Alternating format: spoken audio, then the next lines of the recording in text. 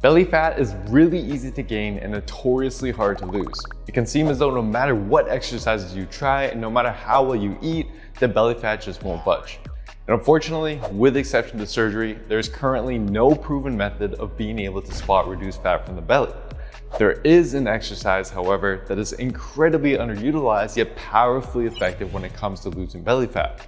Today, I'll share what that is and how you can start using it right away. First off, let's talk about why belly fat is so hard to lose in the first place. This was first brought to attention in the literature back in 1997 by Dr. Bouchard, where he discovered that certain areas of your body are easier to lose fat than others, and is largely determined by genetics. They found that although some individuals seem to be less inclined to store fat around their abdomen, most people's genetics prioritize abdominal fat loss last. Now, having your genetics stacked against you may seem problematic if you're looking to develop a slim or lean looking abdomen, but there is a solution.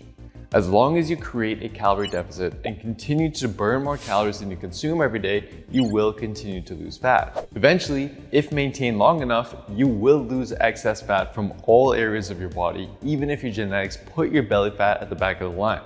And although your diet should be your main way of creating a calorie deficit, adding additional exercise can help speed it up and ensure that you're continuing to lose fat even as your metabolism slows down. Now, you guys are smart, and you're probably already aware of this, and may have attempted to burn more calories and shred belly fat faster by incorporating things like running, rowing, cycling, or even HIIT workouts. These forms of cardio tend to burn calories very quickly, making them seem like a great way to burn off belly fat over time. For example, based on what's known as a compendium of physical activities, a regularly updated database that outlines the calorie burn for various exercises, a 170-pound individual, compared to if they were to just sit around, can expect to burn roughly an additional 12 calories per minute when running at a moderate pace of 6 miles per hour. So a 30-minute running session would lead to a net total of about 360 calories burned.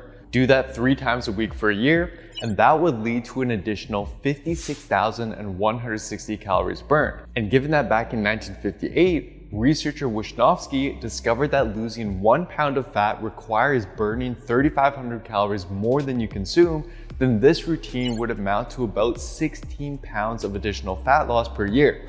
Now, while this does sound great on paper, the truth is the overwhelming majority of people can't actually stick with traditional cardio long enough for fat loss to reach stubborn areas. In fact, even in studies where subjects are assigned to cardio sessions to do, dropout rates tend to be on average almost 20%. And it's not that these methods don't work, because they do. I've personally used running and HIIT regularly in the past to get me down to very lean levels. In fact, I used to believe that these intense cardio sessions were the key to burn off stubborn fat, but they were brutal. They required a lot of willpower. I got sore from them, it really impacted my energy, and I just dreaded doing them most of the time.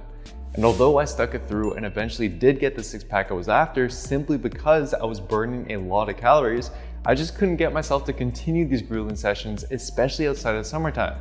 And eventually, I had lost a lot of the progress I had made. Now, don't get me wrong, these forms of cardio, they do definitely have their place, and some people have no problem sticking to them.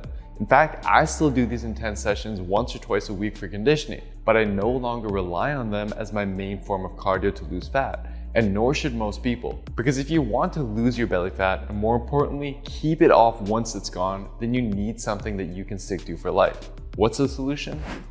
It's the easiest to maintain, lowest stress, lowest fatigue, most versatile form of cardio: walking. Now, I know what you're thinking. Walking doesn't burn many calories, and there is no way I can walk my way to a 6-pack. Years back, I would have said the exact same thing. But a 2021 meta-analysis titled Slow and Steady or Hard and Fast helped shed some light on the matter. The researchers analyzed a total of 54 studies to determine the effect that different types of cardio had on fat loss. What they found is that intense forms of cardio like HIIT or running, while time efficient, didn't provide any superior fat loss effect when compared to longer yet less intense forms of cardio such as walking. Which makes sense. It's simply a numbers game.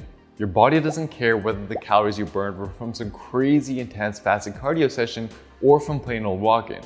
What matters most is what you can do consistently over time. And if you crunch the numbers, you'll actually find that the calories burned from simply walking can very quickly add up to a meaningful amount. For example, Using the same exercise database we used earlier, a 170-pound individual walking at a casual 3 miles per hour can expect to burn an additional 3.4 calories per minute and roughly 200 calories per hour. If for 3 days per week you added in an extra hour of walking, that would amount to 600 additional calories burned per week. Over the course of the year, that's an additional 31,200 calories burned, which would amount to about 9 pounds of fat loss. And the math checks out in the literature as well, with one of the few studies out there analyzing walking's effect on fat loss, finding that subjects who simply added in 2.5 hours of brisk walking per week experienced an additional 3.5 pounds of fat loss over the course of 12 weeks. Now, although hours of walking may sound like a lot, it doesn't have to be all at once. Later in this video, I'm going to show you how to incorporate this into your life effortlessly. But first, just compare the walking routine to the running routine that I gave earlier. Yes, the running routine will burn more calories in less time, but be honest with yourself. How likely would you be to keep that up for a whole year? If you're like most people and you go all out for 2 months, but then become inconsistent and give up after that 16 pounds of additional fat loss we calculated becomes just a couple pounds. Nowhere near enough fat for most people to even come close to burning through their excess belly fat. This is why walking is the #1 exercise to lose belly fat, and is why it's now my main form of cardio to get lean and stay lean. It's easy to stick to.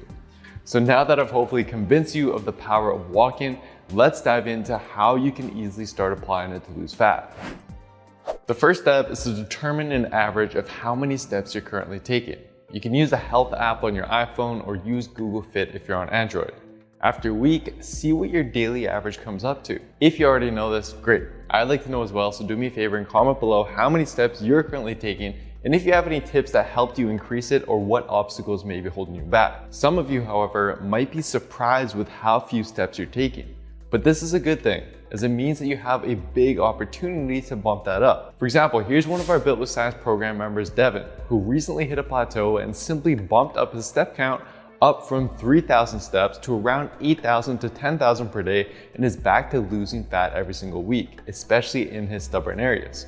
It's simple, but it works. For most people though, I wouldn't recommend trying to jump all the way up to something like 10,000 steps right away. Instead, set a realistic goal. And for example, first aim to do an extra 2,000 steps a day.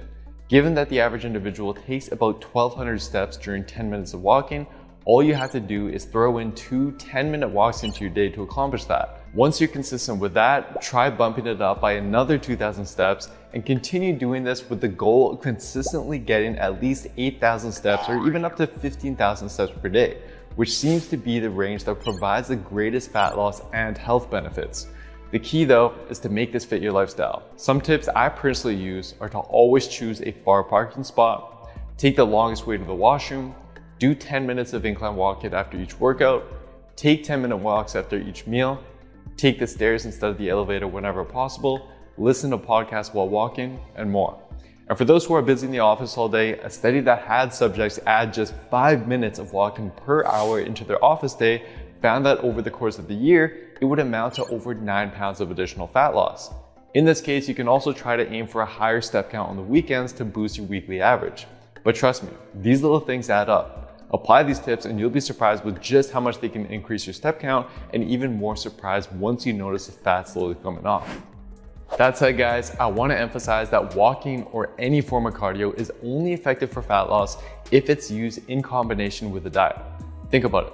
The calories you burn from a whole hour of walking or a 30-minute run is equivalent to the calories in 3 pieces of toast, which you could consume in literally a matter of seconds.